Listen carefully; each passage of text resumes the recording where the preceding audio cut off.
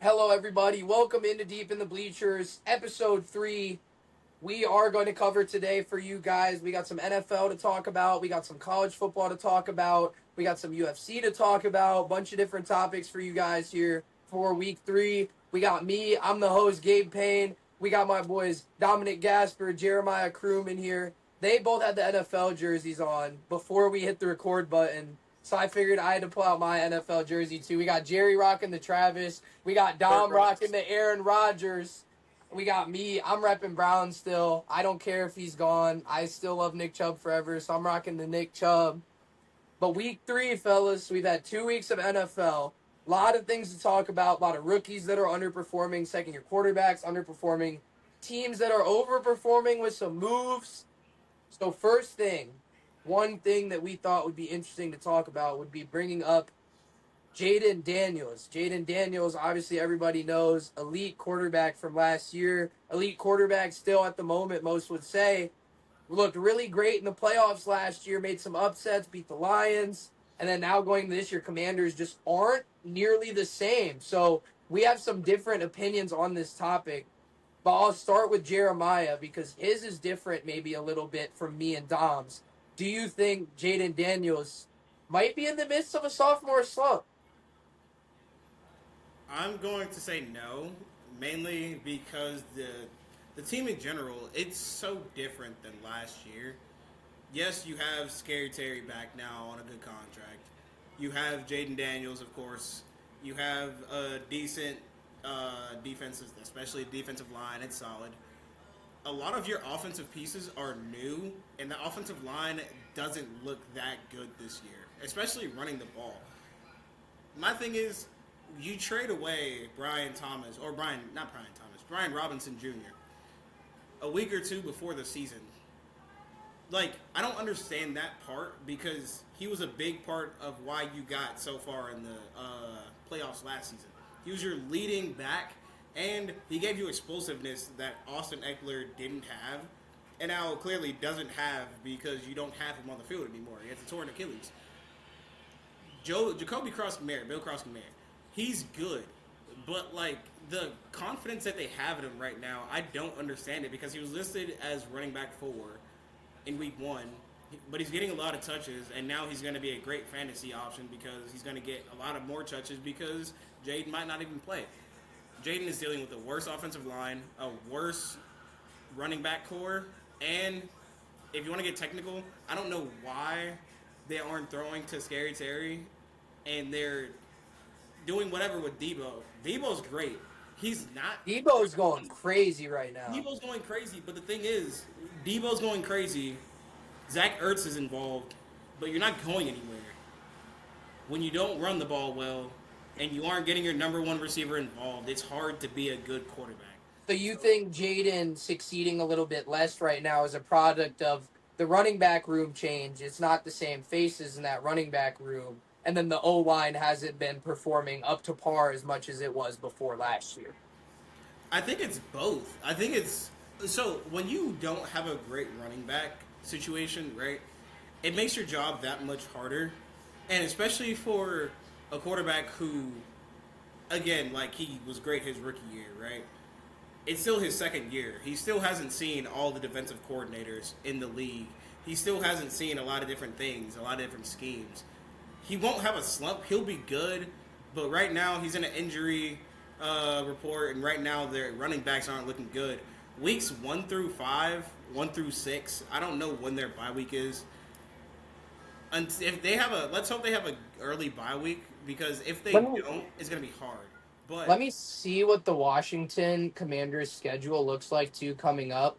So I actually pulled some numbers prior to when we started on Jaden comparative to just like his yards average per game last year and some of the yeah, key stats. It's only been 2 games, so obviously take that into perspective. But the week's coming up, so they play the Raiders next week, so that should be a Jaden can ball out week. Raiders defense hasn't looked great. if he can They play. got the Falcons. Falcons the week after. Yeah, that's if Jaden can play. He's questionable as of right now. He's got Falcons the week after that. He's got the Chargers. He's got the Bears, and then the Cowboys. And then he gets a tougher matchup with the Chiefs. But for the next couple weeks, those are definitely some matchups where Jaden Daniels could kind of take off a little bit. But this year, Jaden Daniels is currently averaging per game 216 and a half passing yards per start. It's only been 2 games, It's not bad. again, granted. But last year, in the 15 full games he started, he was averaging 240. This year's completion percentage so far, 59%. Last year's, 69%. And then even on the ground, last year, 60 rushing yards per game, 6 yards a carry. This year, 42 and a half rushing yards per game, 4.7 yards per carry. So that's just the numbers. That's not even me saying Jaden Daniels is on a slump, but I was talking about this with Dom earlier. I feel like if you play 2 more games that level and you're a quarter of the way through the season and you're kind of teetering around those same numbers, that's like a slump is kind of starting. I will say, okay, yes, numbers You're like, do oh, listen, numbers let's do let's trend let in that Dom direction. run off Yeah. that one too. Numbers do trend in that direction. I'm just saying, and I'm gonna let Dom go, but also, the thing Um, about it, it is a 2 game span. Two games. New Two offense. games. Can't Two and the games. completion percentage. He started off with like an 80 something completion percentage. Anybody who starts off like that is going to end well. Like I said, these are with regards of 2 games. We are a Yeah, sports talk yeah, podcast.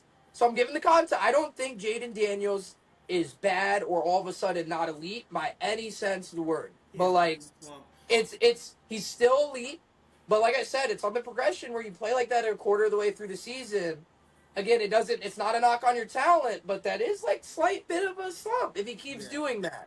I mean, I just keep thinking back to, C.J. Stroud a couple years ago. Obviously, he lit it up his rookie. Second year comes around, he had a lot of injury problems on the team in general.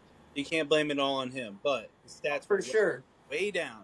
But like you said, 2 games in this season, Jaden Daniels not looking as good as we saw last year. I think that was just kind of expected. Dom, Guys, I feel like guys like this, they come in with the expectation to to repeat it again. But here's the thing: is these guys, these teams, finally now they have tape on this guy. At first it's like these rookies come in, you don't have the tape you go off as college tape, and that helps you to a certain point. But you come to the NFL, these schemes they change. You're doing new things, so it's like once you get a year tape under somebody, I feel like then the following year and the years to come, that's the real test. Like when teams know these are your tendencies, this is what you like to do. If you can't do them successfully, then you're not, he's fallen off a little bit. But I think Jaden will be fine. But I would say this is the beginning. If he doesn't pull himself out of a rut, that he maybe could have a slight slump and not be like the top 5-ish quarterback that he played. Maybe it's 10 to 15 Yeah. at the time at the end of this year. Right. No. So let me ask you this, right? You posed the comparison to C.J. Stroud.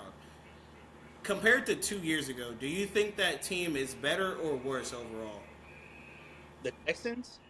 Overall, are we saying defense too? Yes. Like just We're everything? saying defense I don't- overall. they- Yes. They could be better. I think they're a better football team. I think since that time, Will Anderson developed. They got Al Shire. Al Shire was one of the league leaders in tackles. They got Stingley, first team All Pro last year. Wasn't bad 2 years ago, though. But that's what I'm. Their defense was still good, but I think their great players on defense are still their core. And then they got better, and they also added. I don't know if 2 years ago if they had Daniil Hunter yet. No, they didn't. Okay, so this could be another debate for another time because I'm also going to disagree with you guys on that. I think they're worse than 2 years ago. But my thing is, right, their offense, I feel like we can all agree on took a dip, right? C.J. Stroud. Yeah, it's not as good. I would say the offensive. Especially, I think Mixon that year was when it was like crazy. Yeah, exactly. So that's my thing, right?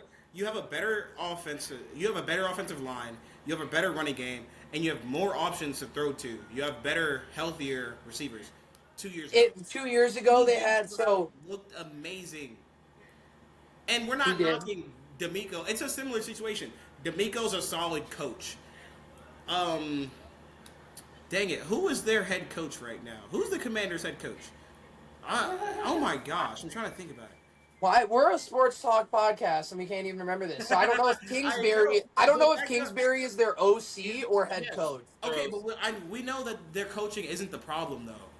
If your coaching isn't the Yeah, problem, their head coach is Dan Quinn. So Dan Quinn was an amazing coach for them last year. He helped Jaden Daniels and the Commanders a ton. He's a great coach. my thing is it's a similar situation where you have things going for them.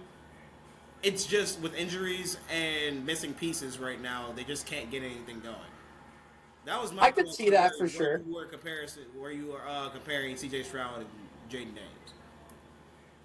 I think honestly that's a good way to wrap it up. I think Jaden Daniels is on a path where he could potentially be in the midst of a slump, but I definitely do see that point where like there's just differences, right? Like he just comes out right away.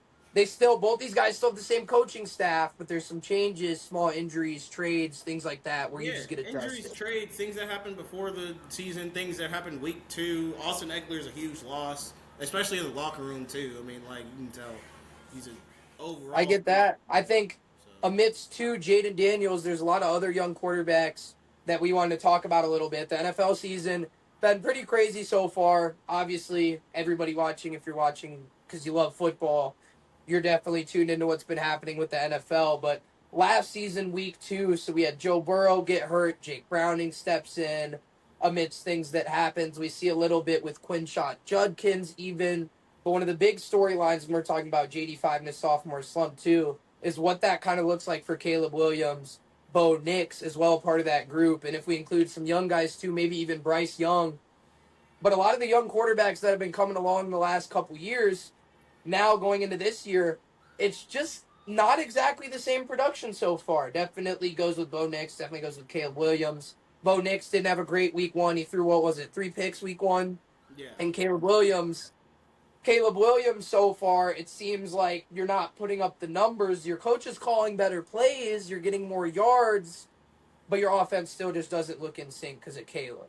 So I guess, first off, we could start with Caleb, but Caleb had the expectations. Obviously, we all know number 1 pick was supposed to come in, gets and be the best guy, gets overshadowed by Jaden Daniels, and now you get Ben Johnson, and you're supposed to be producing like a top offense, but you get hit in the mouth the first couple weeks because you're playing some tough teams. So I don't know. Where do you guys kind of stand on Caleb?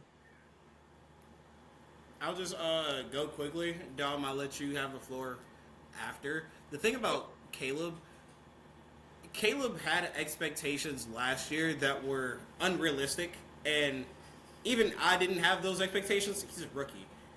Year 2, you're supposed to look better, right? Like you had a solid rookie season. You didn't look that good.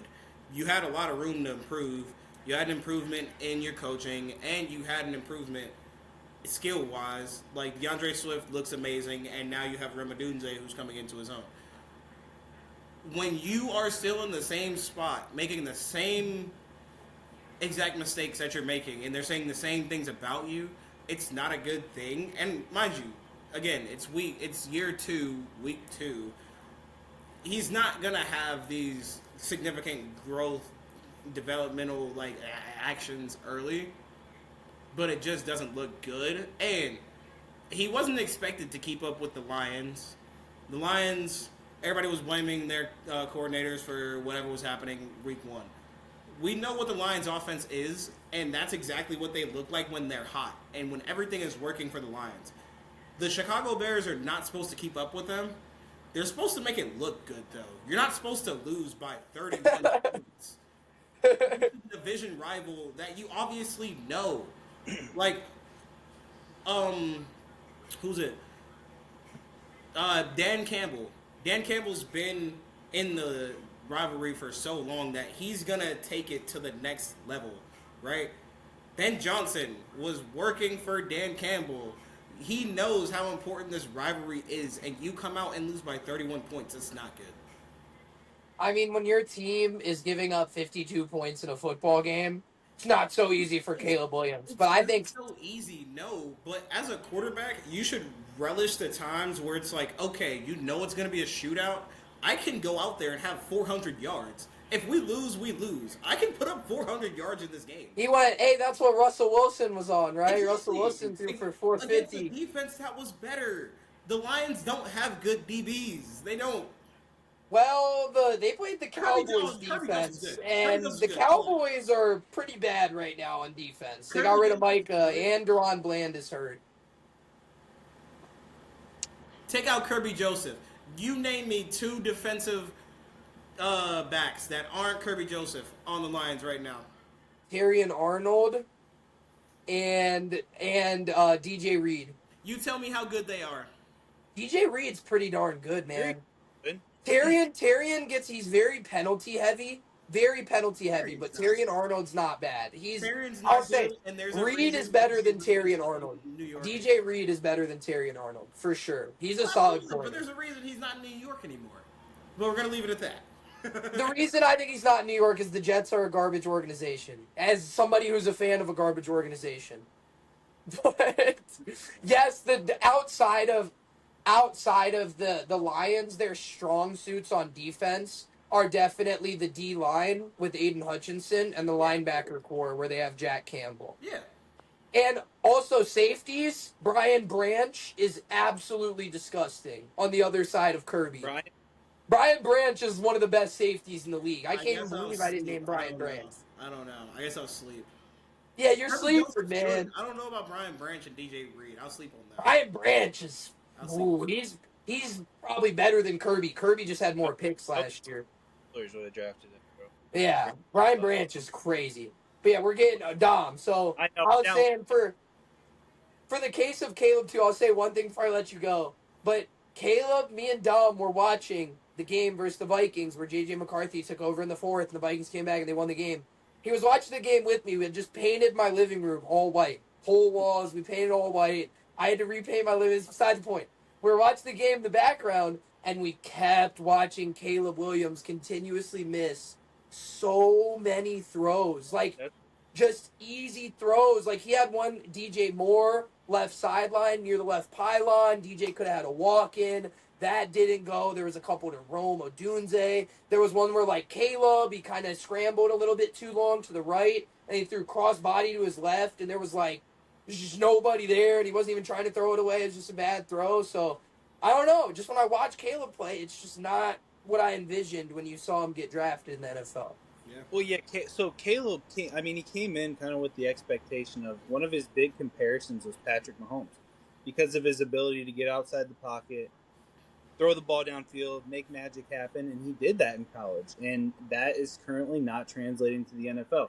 But like you said, Gabe, the missed throws was the biggest problem for me. And it's like he's not just missing these throws. Like there was a couple he put in the dirt 2 yards in front of him. Pretty bad. Like pretty bad ones. They don't even get a shot at catching the ball. Like so the thing is he makes some magic sometimes, but I think he has a tendency to hold the ball too long, and I think he could get away with that in college. Oh, of course, because he was so good, and he could scramble and he could outrun a lot of those guys. But now in the NFL, he's not the best athlete on the field. You know, he can't get away from these elite level defenders that he's trying to get away from. So it's like you take that into account, and you take into account the fact that, like you said, the arid throws, I think that's just the biggest thing. It's just not. I don't know, man. Like I feel like Caleb could be good at moments. He has his moments. Like I feel like if he took those moments and put it all together, maybe. But it's like we just haven't seen that yet. And speaking to Jerry's point too, though, I will say the long season development and them having Ben Johnson now, even though their schedule is tough, and we were saying earlier, I think the Bears might be below 500. Yeah. I think you still are going to see some good progress with Caleb Williams, and I think a huge reason why, again to Jerry's point, is going to be Rome Odunze. Like, Odunze, when I actually saw, I mean, probably all of us play fantasy. Obviously, I know we all do in this call, but people watching it. And I have Odunze, right, 31 points. And I watch the tape back, and I look at the routes that they're giving him, and the routes that they're giving him look eerily similar to how Ben Johnson was using Amon-Ra last year. They're giving him deep targets. They're giving him crossing routes, putting him in motion, giving him passes over the middle. They're looking for him everywhere over the field, and I think that's going to be huge for Caleb Williams' development too, Jerry. And the thing is, right, like, real quick on the fantasy part, right, it was great because I have him on my team. Amazing. On one of my teams, I had Ibuka in my flex, right? So he was just, sitting on the bleachers. Sitting in the bleachers at 31 points, sat comfortably on the sofa of my team. But no, back to Happened to me too, man. yeah, back to Dom's point. Like I said, when you have the same problems that you had in college, you can get away with holding the ball. You can get away with doing things too much and trying to look a little Mahomesy. When you depend on that for a lot of your production and you can't do the easy throws where it's a 3-step drop, look to the left, fake the linebacker out, and then look right and make a pass in the middle of the field. If you can't do that on a consistent basis, it's going to be hard. Because now you're trusting your offense to do things off script, which, of course, the offense isn't supposed to do. Like, okay, you're a great offense when you can do that. But you have scripted plays for a reason. You don't go out there and just be like, hey, wide receivers, get open. Linemen, block whoever's in front of you. Like, you don't do that. You script plays for a reason.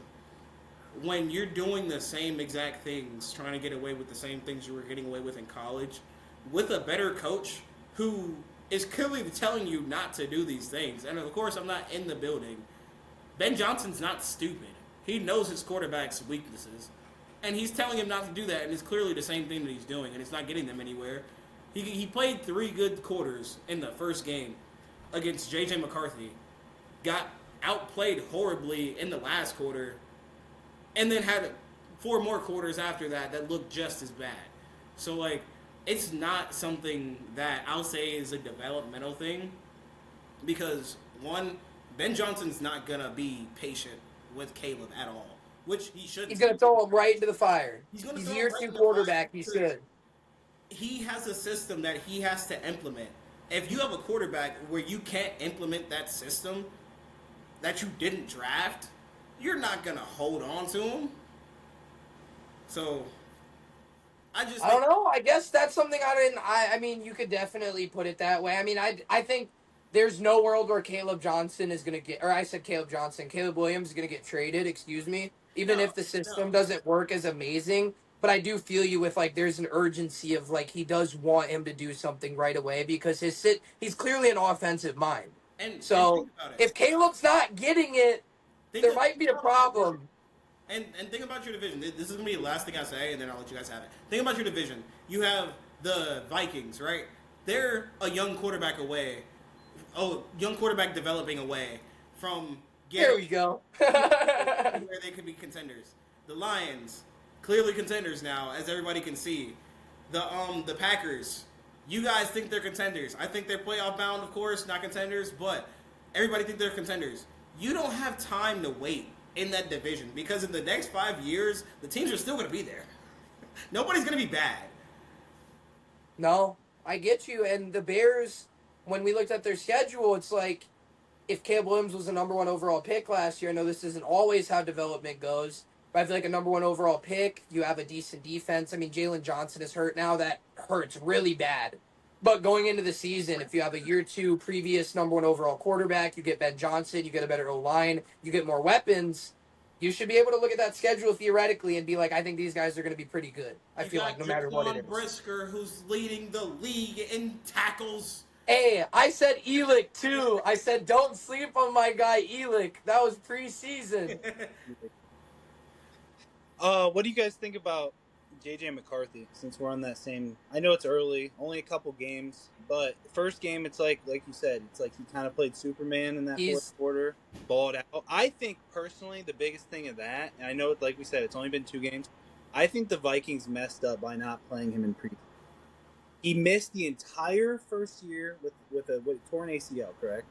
Yeah. Yeah. I mean, he played 1 week of preseason, I think, where he threw a deep ball touchdown to Jefferson. He looked good. He looked good, right? It was only preseason, but... So then you don't play football for a whole year, right? You're coming in, you're going to be the starting quarterback. You haven't played in the NFL yet.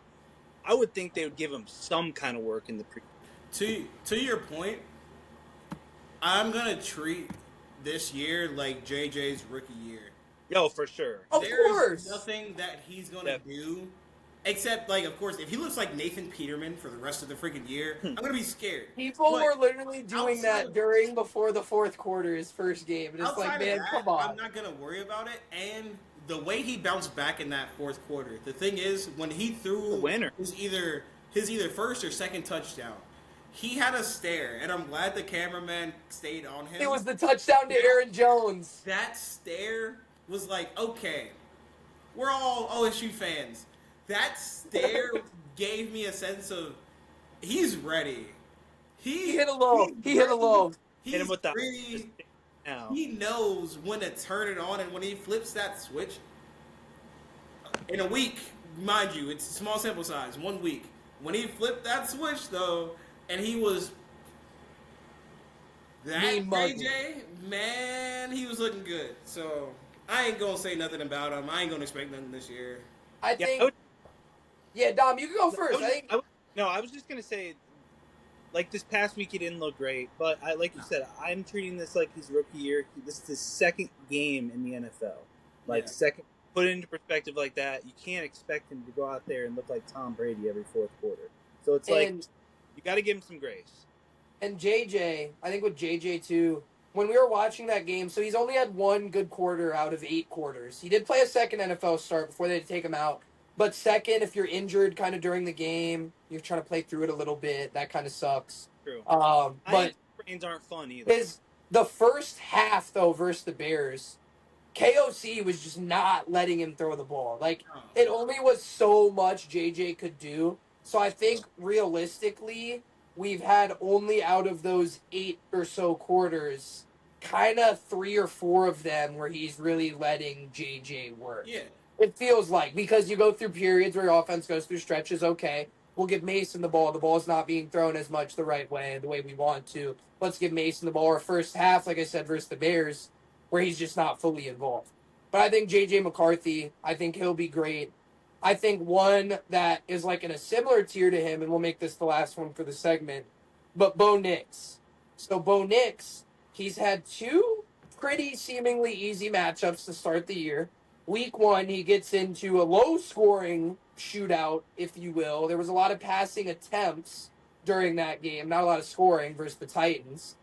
Cam Ward was 12 for 28 with only 112 yards and almost wins that game because Bo Nix throws 2 picks during that matchup. And then you have week 2, he loses that battle against Daniel Jones and the Colts. And then Daniel Jones, as we know, the Colts offense hasn't punted all year, which is absolutely insane. Daniel Jones was the first quarterback this century to have a whole game where he does not punt and they score points on any drive. And then he does that again the next game.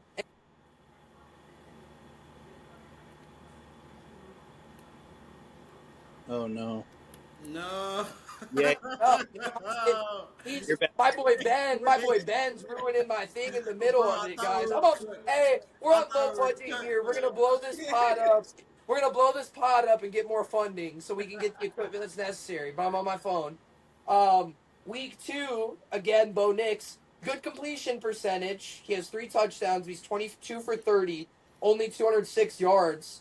And I just don't know what's wrong with Bo Nix. I don't know if it's, okay, the offense is running the ball more because they have Dobbins and Harvey, as opposed to they just have Javonte last year. Even though Javonte is a lot better now this year, I feel like Javonte on the Broncos wasn't really doing as much, right? And the Broncos are just kind of in a weird spot. Like, Troy Franklin led the team in targets week 1, week 2. Cortland Sutton's not getting as involved. Yeah. J.K. Dobbins looks really good, and Bo Nix just looks kind of iffy. So, like, is it Bo Nix's fault? Is it offensive change? Like, what do you guys kind of think about Bo Nix? I think, and, like, I haven't watched too much of the Broncos. My understanding is that it's too much of a change, especially when Bo's going in a year 2. You don't have a solid receiving core where you have a good number 1, and you've never really had that. Like, Cortland and Jerry Jeudy for a while were holding it down in Denver. Like you said, now you have Milton or Troy. Is it Troy Milton? Troy Franklin. Troy Franklin. Yeah, Troy Franklin. You have Franklin, who's taken the role of a wide receiver 1 now, which makes absolutely no sense. Well, they still have Cortland Sutton's not getting targets. Yeah.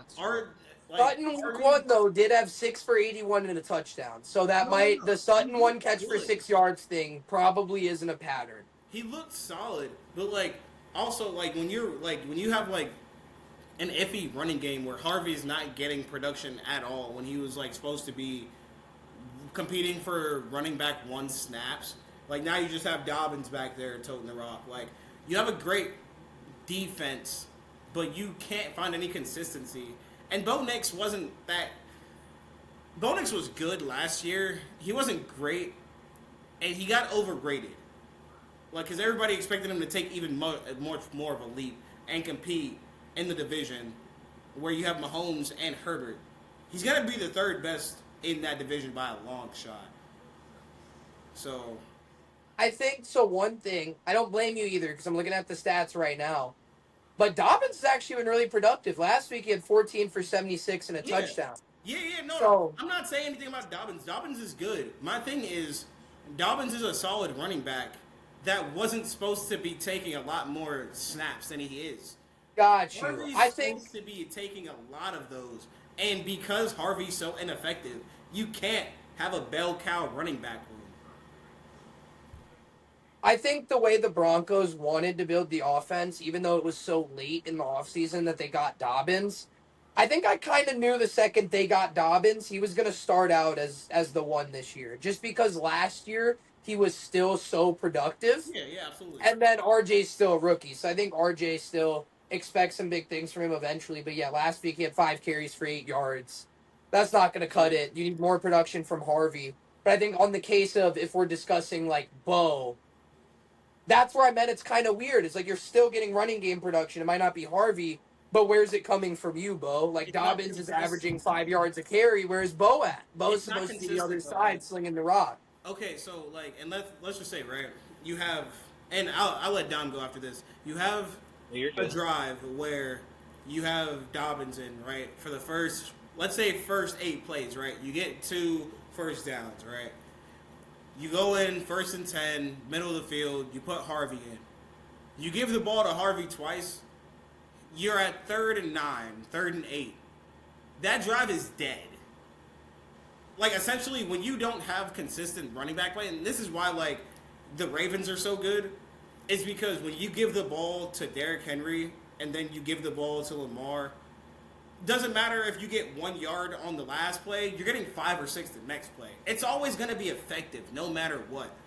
If you have to sub in somebody who's not as effective, and you have to give them the ball, and you don't expect them to get much, and you're playing behind the sticks, it just makes life harder. Where if you have that consistent running basis, you stay in the 3rd and 4s, you stay in the 3rd and 5s. It's manageable. I get where you're getting with that, a consistent running game, just in terms of what guy is in there. If you know the down and distance, they're If it's doing a what they're young supposed quarterback, if it's and a they're young doing what quarterback, they're supposed to do, then it helps. if you I have a was good quarterback, if you have a young quarterback who's developing and you want to develop him, he has to have a good running game behind him. so that's kind of where I was trying to get at. We'll get Dom on this one, but I think that's where I was kind of confused. Is I was like, what do you mean they need consistent running game? Dobbins has been doing well. You mean if you're trying to test out a young running back like Harvey and you make things hard for him, but you want to get him reps, but Dobbins is doing better, then it can kind of fall back on Bo because those third Yeah. downs can become longer third downs if you're testing with Harvey. And That's kind of Dobbins what you isn't said. a full game 3 down back. He's not gonna stay in the game the whole time. He's not gonna stay in the drive the whole time. See, Jerry, you give some different opinions. I wouldn't at first you kind of lost me, but now I kind of see where you're at a little bit. I kind of see where you're at a little Yeah. bit. Dom, what you think? I also really haven't watched a lot of the Broncos.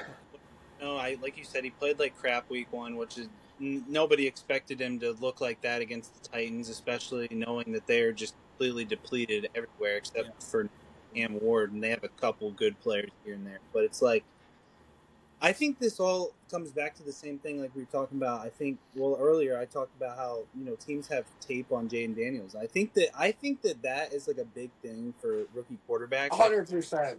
I think they can get away with a lot of things because teams just don't have the tape on them. Yeah. That Especially because how teams are going to use you earlier in the season as a rookie, middle of the season, and end of the season, Right. they're all different. Yeah, and absolutely. like Absolutely. as at the beginning of the season, you're going to look a lot different than you will at the end of the season. You know what I mean? So For sure. off of that, it's like,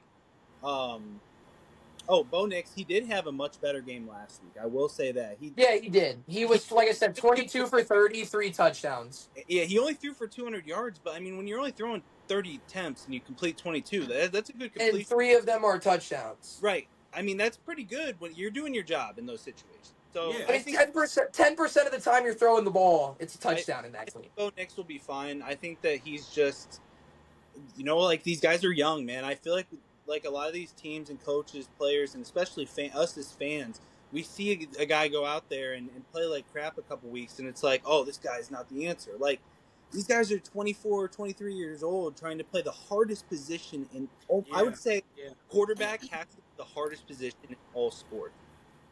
All of sports. I think that, bro. It might be. It's in the conversation. We're not doing that. No. Hey, that's a good topic for another day, but it might be for sure. Write it The down. personal opinion. We'll discuss it later. But I think that if it's not the hardest, it's definitely one of the hardest. So when you take that into account, guys that are our age are going in there to play quarterback in the National Football League. Like, yeah, they're going to make mistakes. They need some time, and I think that people need to give these young guys some more grace. And I completely agree. I think. Okay, yeah, Jerry. Actually, you go ahead. I'll close it out after. Just real quick, right to your point, right? Obviously, played club football, not the most experienced player. Played football though. Played quarterback. When you're playing quarterback, you have to not only know everybody's position, everybody's route, everybody's assignment on a play. You have to understand who they are. You're not gonna throw the same ball to a 5'10" speedster that you're throwing to a 6'2" jump ball guy, right? Not at all. You have to think about those while you're throwing the ball. Like, okay, I can give this a little bit more height because of the matchup versus I have to zip it in there because he's short and he's fast.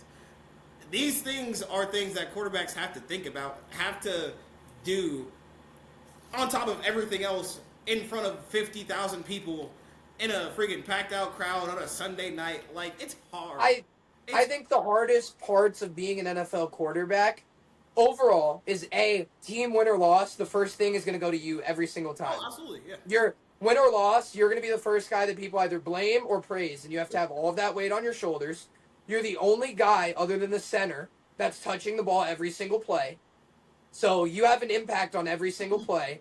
Third, the amount that you have to do and adapting. If a team is doing bad, the first things that a team is going to do at halftime is go to the defense and go to the quarterback. And they're going to say, what can we change in these routes in terms of what we're doing?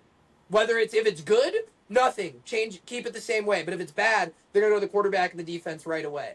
The last thing is how many plays you got to remember, especially if you have a new OC. Like, the mind of a quarterback is absolutely insane. Like, I know you guys know that. Like, if anybody's watched the quarterback show, the amount of plays, the cadences, the audibles, the amount of extra work that all the guys do to remember every single possible detail of every single play. And if you don't know every single possible detail of every single play, you're gone quickly. Also, clearly not sponsored, but for anybody who is watching, if you haven't watched the quarterback and you want to learn about sports, watch the quarterback. It's on Netflix. It's a great show to learn how hard and how dedicated these.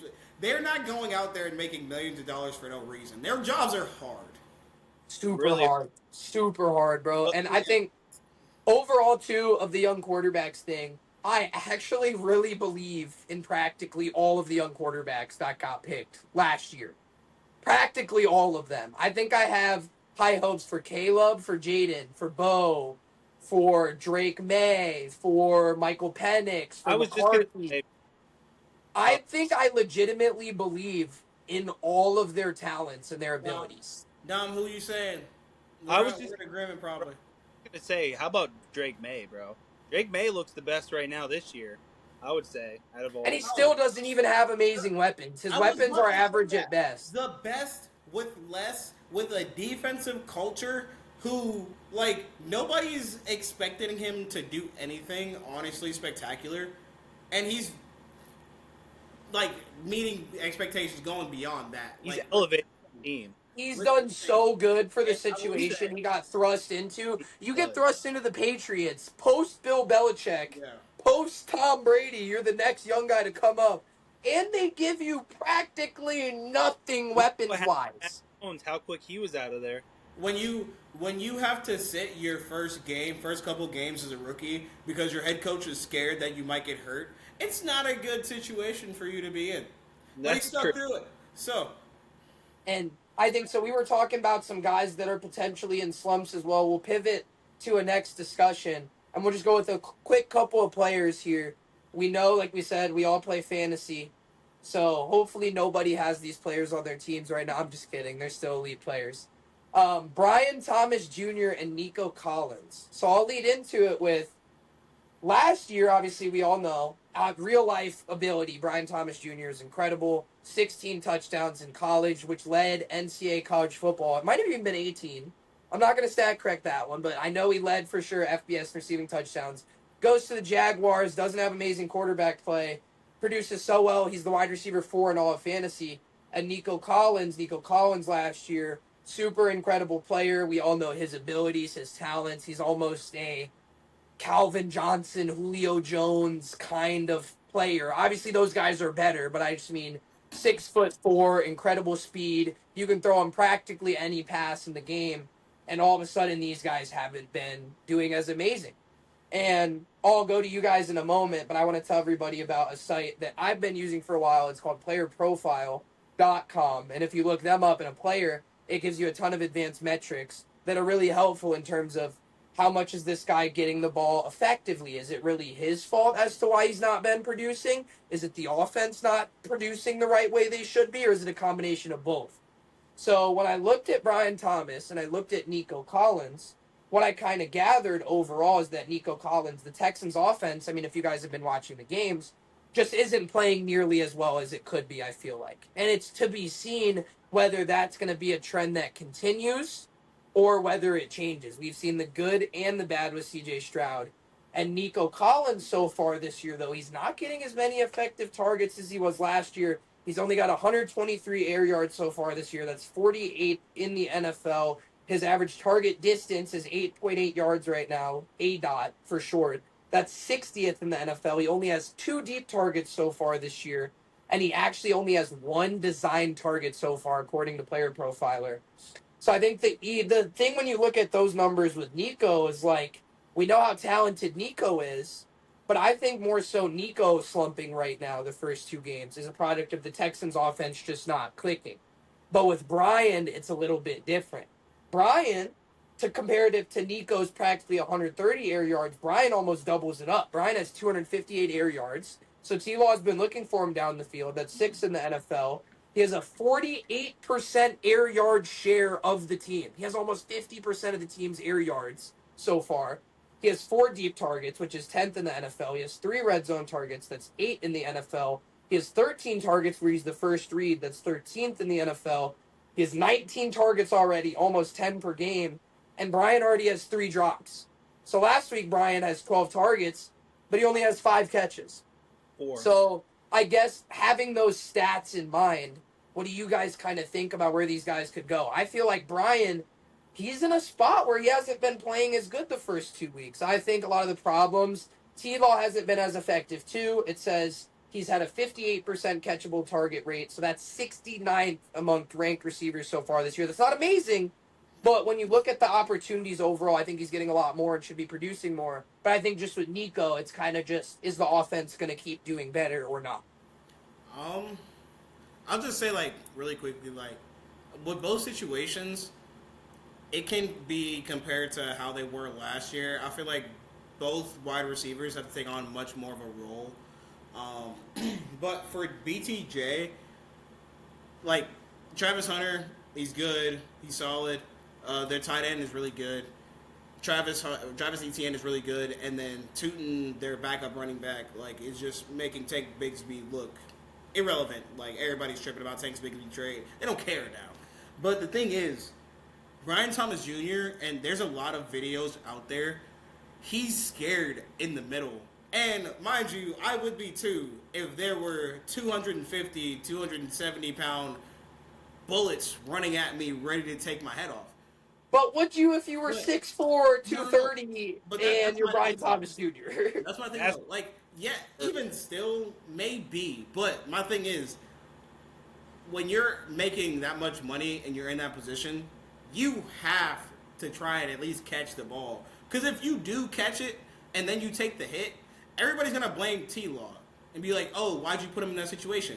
It's a hospital ball, yes.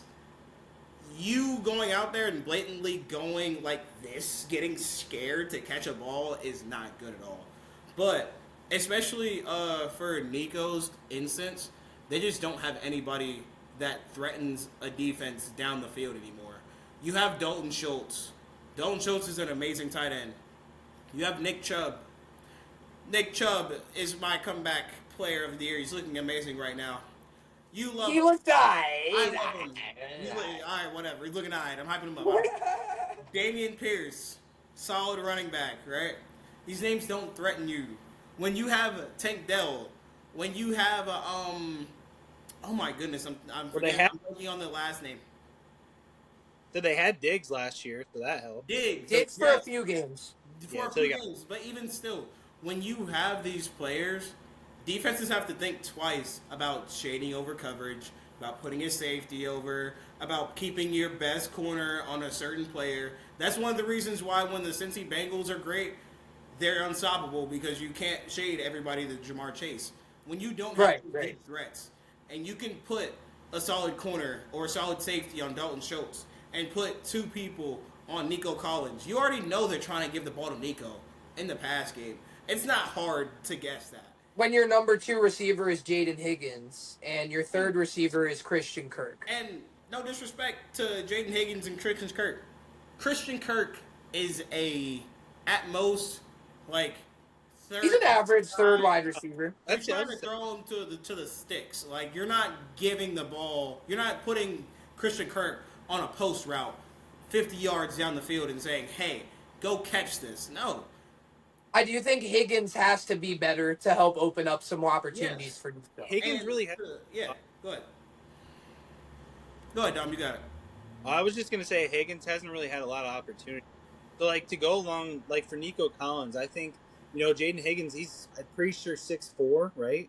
Same build as Nico, pretty much. So I mean, you start to. I feel like once the season progresses a little bit more, he'll get some more touches naturally. I think that everyone expects these rookies to come in and play a lot. I know specifically, especially like the Steelers don't really play their rookies right away. Like it is like almost a privilege you are on the field as a rookie, or there's just injury. You see why with Caleb Johnson. You see why, right? And I think that that's just like these guys they're learning. So it's like I think once Jaden Higgins gets involved a little bit more, that'll take some pressure off Nico. Yeah.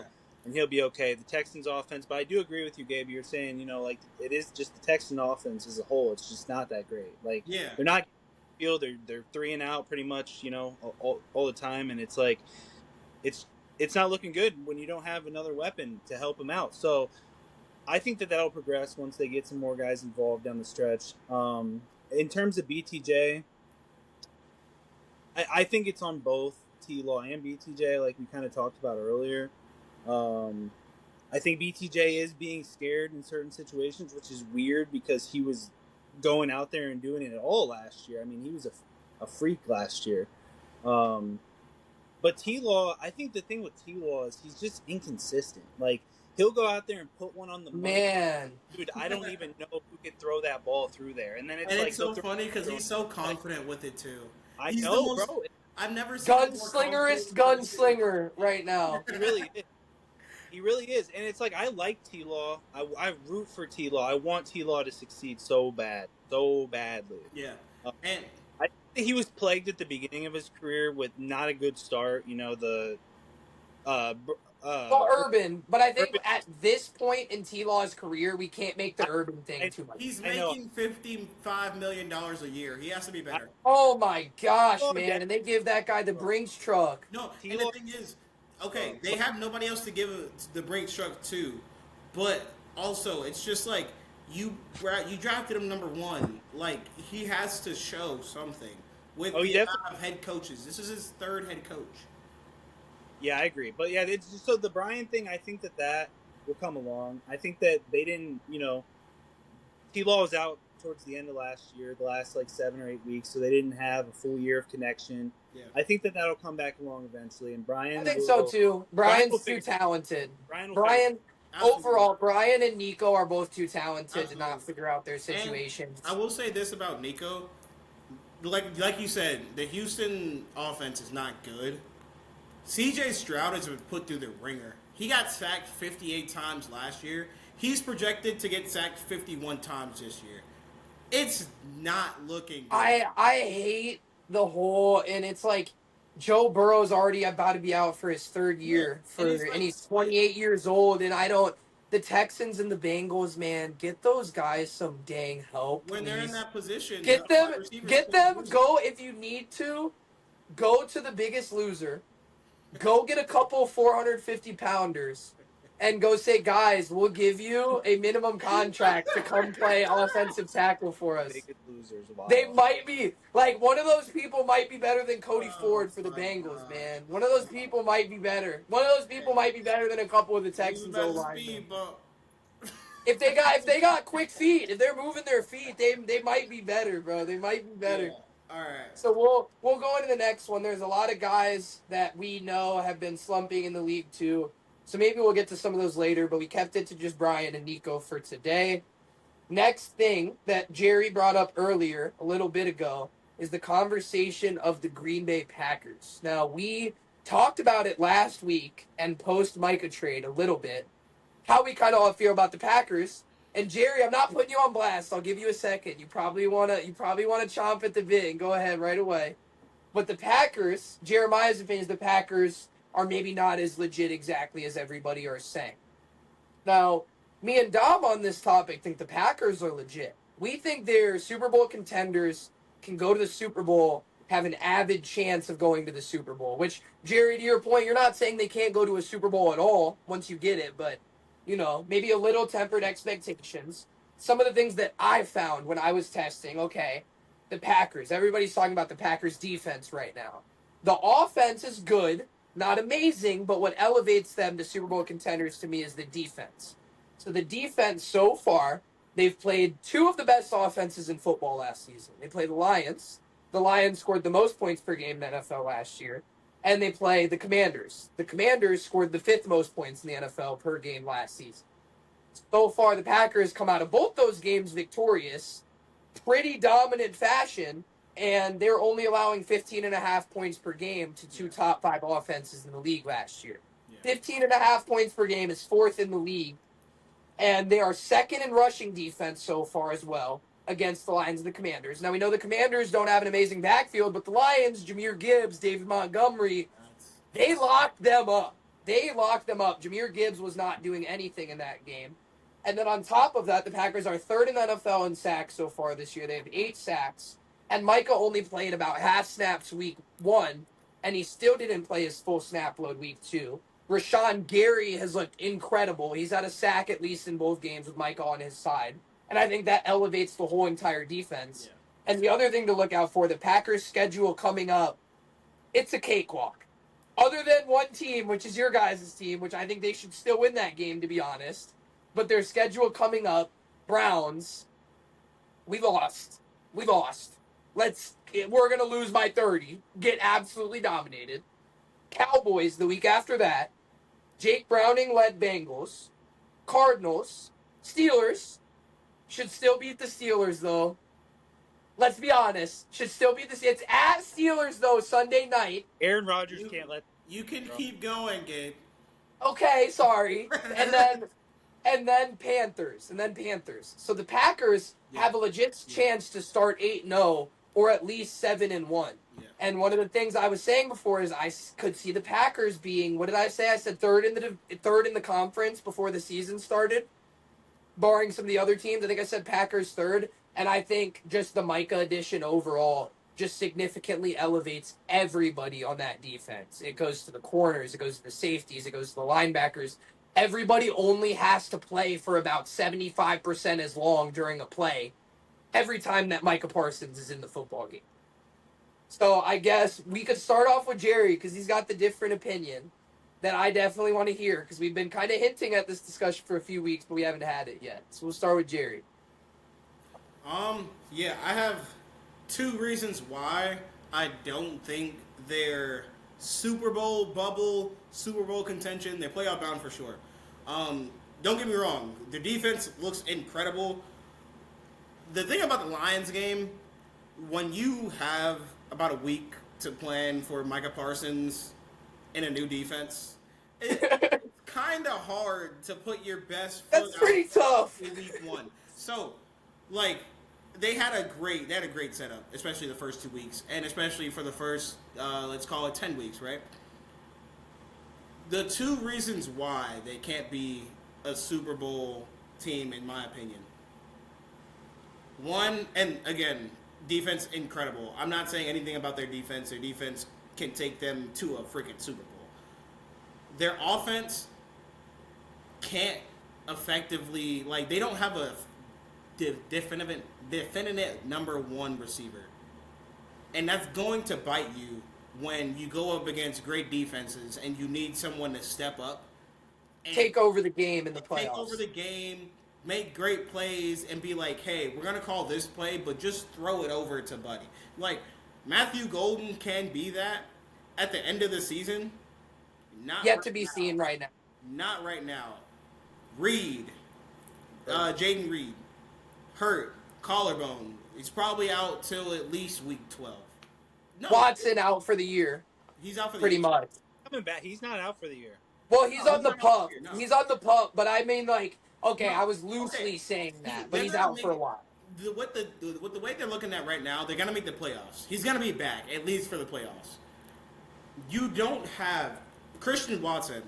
I don't think Christian Watson coming back this year. I don't think He's so. on the physically unable to perform, which means you're out until at least week 6 or through the first 6 weeks. But is pup 4?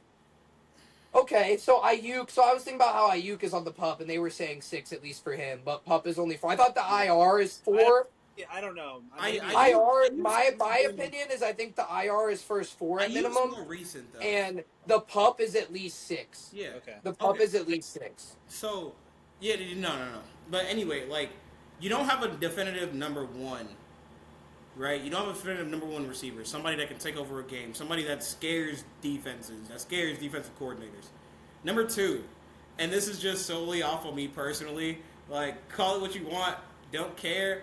I don't believe in Jordan Love, and I don't. And there's been a lot of reasons why.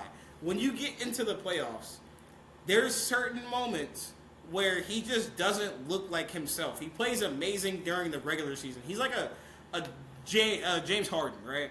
Plays amazing during the regular season. You don't get that same amount of production in the playoffs.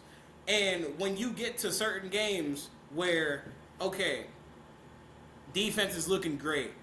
It's a 14-17 game. Defense just got to stop. You got a minute 50 left. One timeout.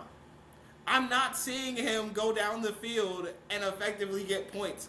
And it's just me personally. I don't think he can do it.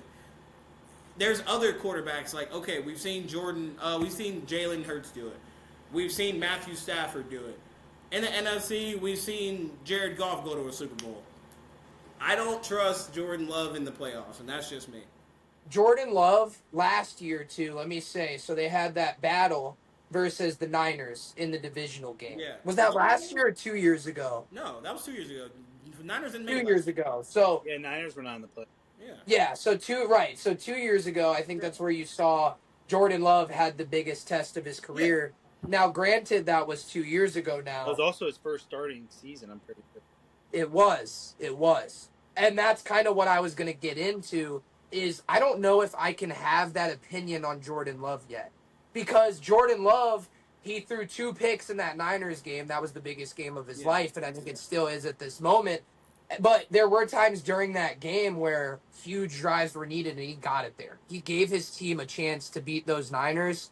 And those Niners 2 years ago, conference, won the conference championship, make it to the Super Bowl, and Jordan Love almost won that game. He was really, really, really close to winning that game.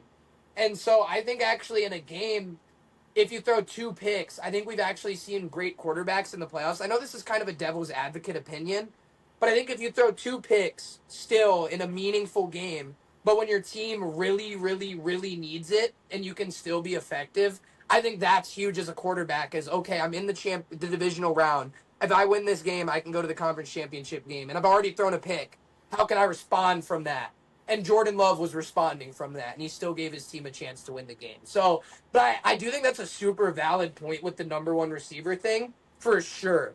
For sure. Playoffs, you need a guy that when the game is close, you need somebody to take over the game. No, I definitely get that, right? And here's my thought process on it. And then Dom, you can get into it. I view it kind of like how everybody was viewing Justin Herbert, right? Justin Herbert is the most talent, has all the talent in the world, right? You get to the playoffs, he's not the same guy. He's throwing 4 picks, he's throwing 3 picks, he's throwing 2 picks in a game. He can get you there, and he can have a great game overall. When it gets to those moments, though, and I know it was his first playoff experience and stuff like that. When it gets to those moments, you either have it or you don't. And for some people, and it might just be like certain circumstances, right? It might just be like you complete a pass and then the person fumbles, right? That's not on you. But if you can't move the ball down the field, and I just don't feel it, like I don't feel threatened. Like if I'm who would they play in the playoffs? If they played the Commanders again, right, in the playoffs, and I'm the defensive coordinator, and I look over and it's less than 2 minutes left, I'm feeling pretty good. I'm not feeling threatened, and that's just like how I look at it. I will say, and this isn't even to start an argument, I just think it's interesting because before Dom, and I'll keep it quick, Dom, because I think you have a great opinion on your quarterback. I'm sorry. No, Dom is obviously giving his point on this. But one thing I thought was really interesting, I thought to what you said just now about it's either like you have it or you don't. Yeah. As somebody who was a Browns fan forever, and I watched Baker was amazing. Oh, yeah. But in the beginning of his career, actually, like first 2 years, bro was not clutch. I would be watching the games, and he would throw a bonehead pick every time. And I think now, but now it's apparent he has it. Yes. Everybody knows Bake has it. Because At the beginning, he didn't have it. So I think guys can develop it. But Dom, what you think about the Packers? Well, week one, like we were just, okay. First thing I want to say is, damn, James Harden had to catch a stretch, but James Harden we caught know a what James crazy. is, bro. James at the end of his career, we know what James Harden is. Like Jordan Love just started, bro. You're giving him James Harden already. So Ringless Harden, McGee. So James Harden, since I know you're out there listening, we apologize, but to go back to the Micah Parsons thing,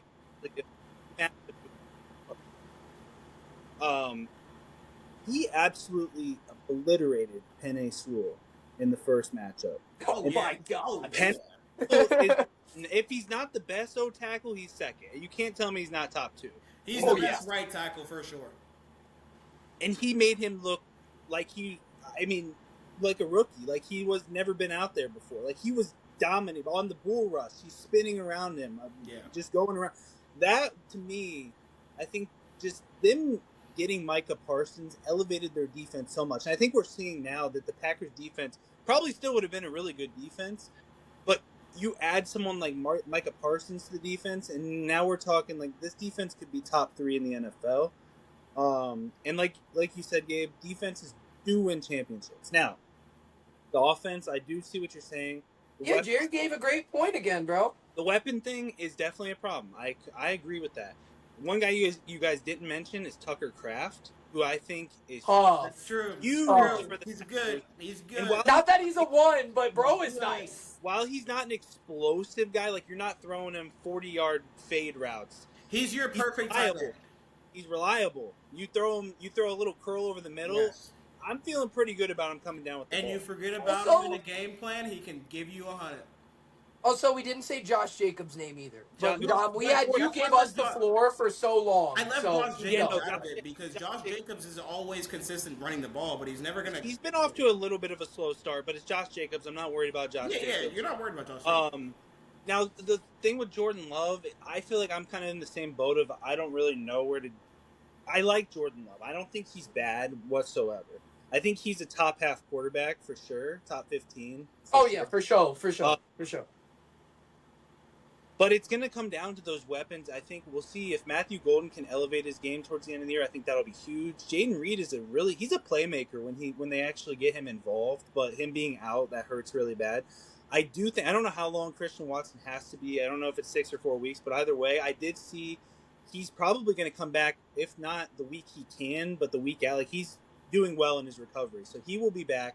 But really, they just have a bunch of mediocre receivers. Like, honestly, right at the moment. Oh, damn. That's not like Don't try them with a couple sorry receivers, Yeah, man. they're They got a kind of couple on the same sorry tier. receivers. Like not Jaden Reed, sugarcoat Romeo it. Dobbs, Christian Watson, and even like Dontavion Wicks. Like, they have a deep receiving room. Like a lot, all those guys could be a 3 pretty They're much. just not A1 receivers.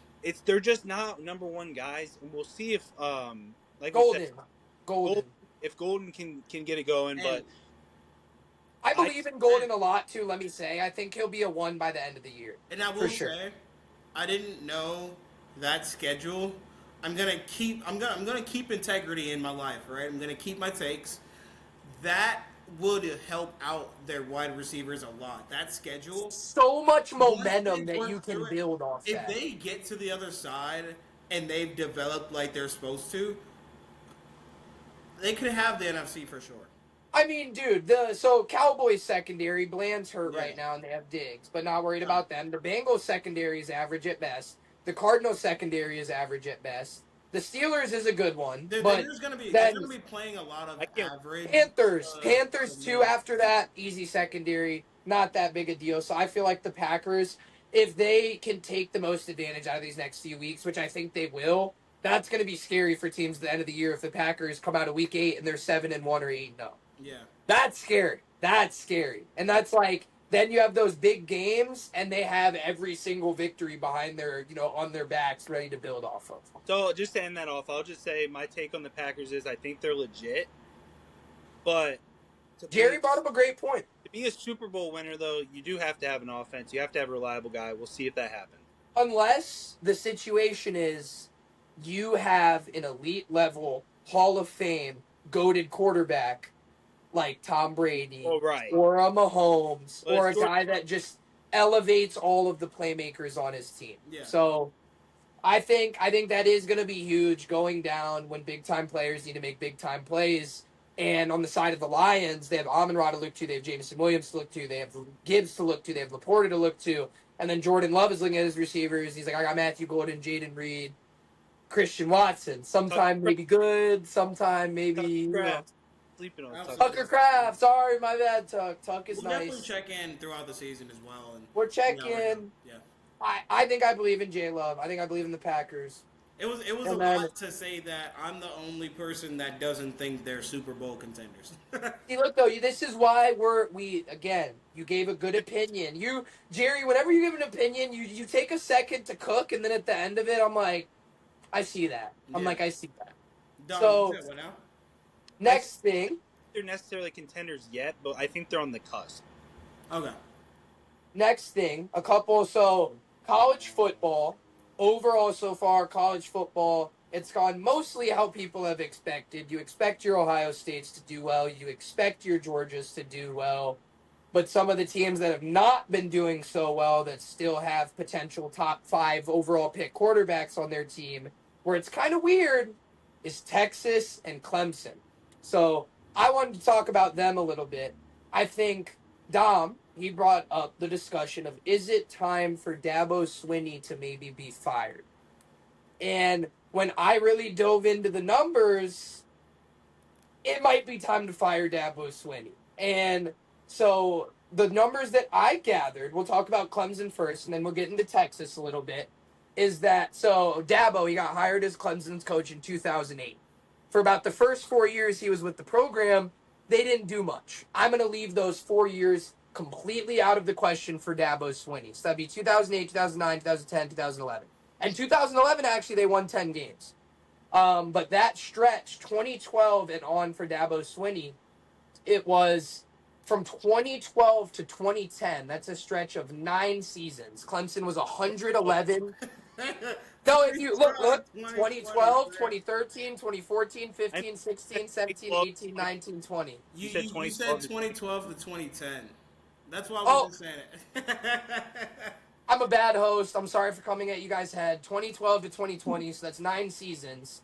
They were 114 or 111 and 14. So that's you're averaging over 12 wins a season for almost a decade. Now I know you have Trevor Lawrence during that time. I know you have Deshaun Watson during that time. That is a huge part of why you're winning so many games. Huge part. So it can't be all on Dabo, but that's the type of excellence you expect from 2015 to 2020, this was one that was crazy to me. They had an average college football playoff rank at the end of the season. This is for 6 seasons of 1.83. You are averaging, you're the second best team in the nation or better at the end of the year in the college football playoff ranking for 6 years. Since 2020, Clemson has been to the playoffs one time. It was last year. They lost 38-24 to Texas in the first round. And now since 2020, Dabo is averaging less than 10 wins a season now. It's 9.75. And that's not including this year where Clemson has started 1-2. Clemson loses last week to Georgia Tech 24-21. They lose LSU week 1. That's understandable. LSU is just a better team than They Clemson. choked that game though. Yeah. They did choke that game. In week 2 as well, you barely beat Troy. Troy is a mid-major Division I program. Troy's not good. And you only beat Troy by 11 points. You beat Troy 27-16. So I think with all those stats in mind, I mean, my opinion is it really might be time for Dabo to get fired. As long as Dabo's there, it feels like the program, you're getting less wins because, well, when it comes down to it, right? You win national championships like how Dabo was. Yeah. If your program is naturally just degrading after national championships, it means you're just not having the talent, or there's a coaching issue, or there's both. But I think it falls on Dabo because it's your job to recruit these better players. It's your job to recruit players that can consistently come into your program and keep up that championship Yeah. pedigree. And if guys aren't coming to Clemson as much as they were before, it falls on your shoulders too. Like you never saw Nick Saban just have a 9-year dynasty run, and then all of a sudden guys just stop wanting to come to Alabama. You know what I mean? You never saw Urban Meyer with Florida And have an amazing run, go to Ohio State, have amazing players go, and then guys just stop wanting to go to Ohio State. You know, like what's the issue? and That's kind of where I sit at. that's my thing, right? And I agree with you on that part, but I'll also take it from a different perspective.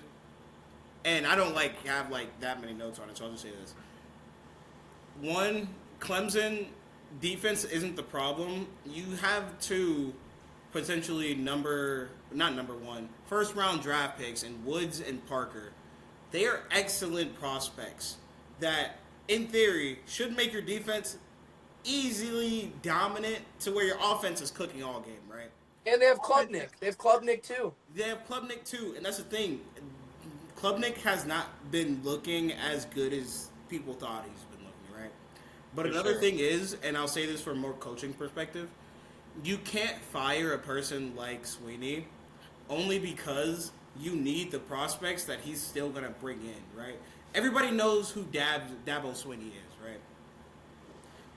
When you're in a pre-NIL and pre-transfer portal NCAA, a lot of players know programs from your coaches and your dominance, right? Clemson had a huge dominance pre-NIL, pre-transfer portal. They can get prospects just because they know, oh, Dabo Swinney's him. Like, I'm close to Clemson. I know I don't have to leave home that far. Everybody can come see me. And I can get developed. Now, you have freaking prime time at Colorado, who Colorado, of course, isn't that big of a program with the transfer portal and with the amount of NIL boosters that they get now. You can say, hey, come play for Prime. Come play for T.O. because he has T.O. as an assistant. Come play for these guys at Colorado. Come play for OSU. Come play for Michigan. You can get the exact same coaching. You can probably get even more money. And it's like, okay, now you got me thinking Clemson isn't my only route. That's the thing about it, and it's with Alabama too.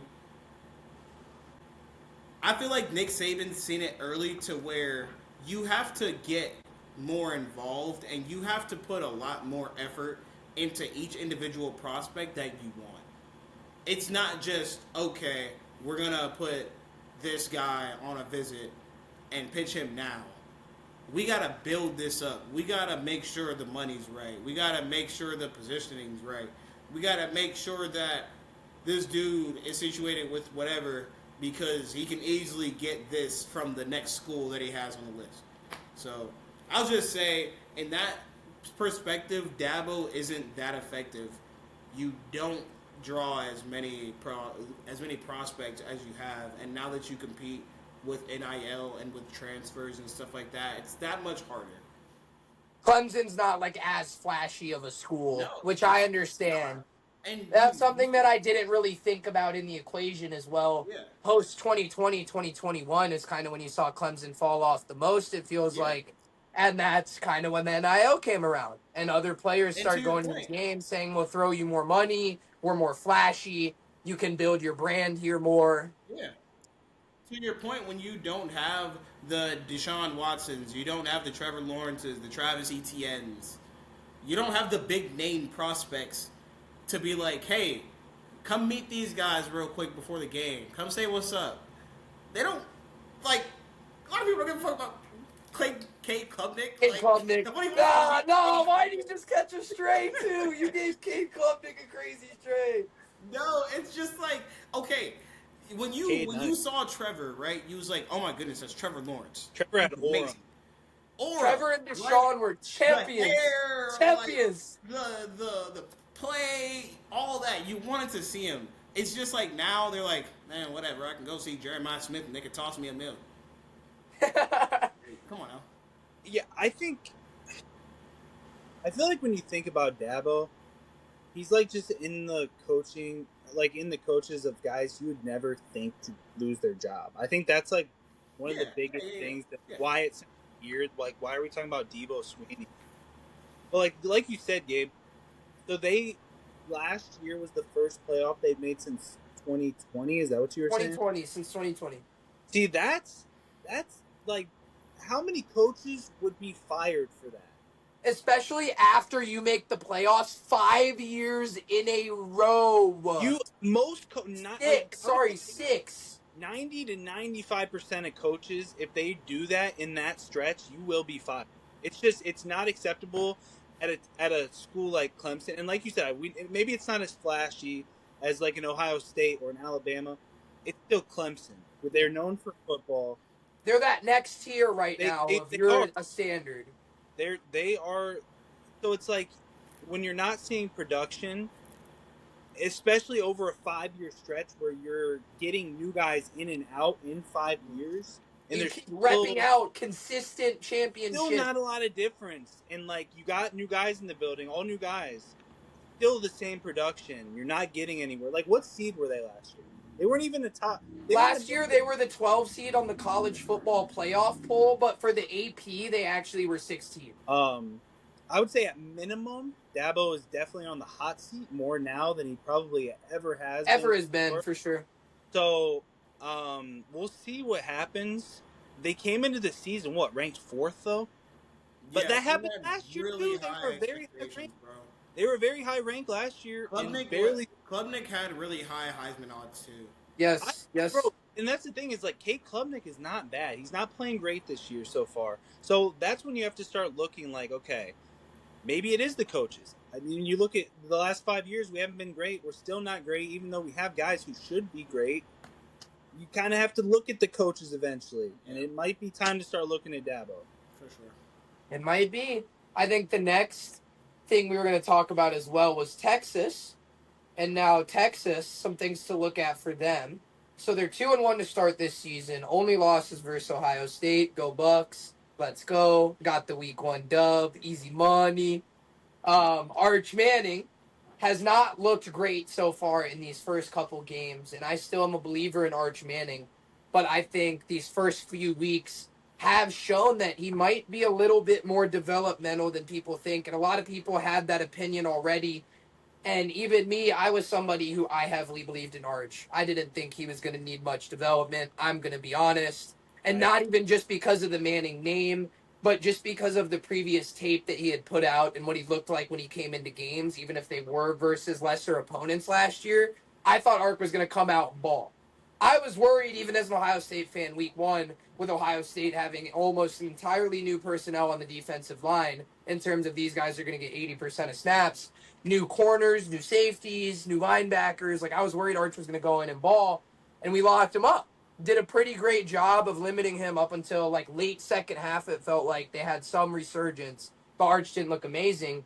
But the biggest thing for Texas, for Texas and Arch, last week, Arch was 11 for 25 through the air, threw one touchdown, one interception. He had 2 touchdowns on the ground, but you're telling me Arch Manning versus, what was it, UTEP or San Jose State last week? It was UTEP last week.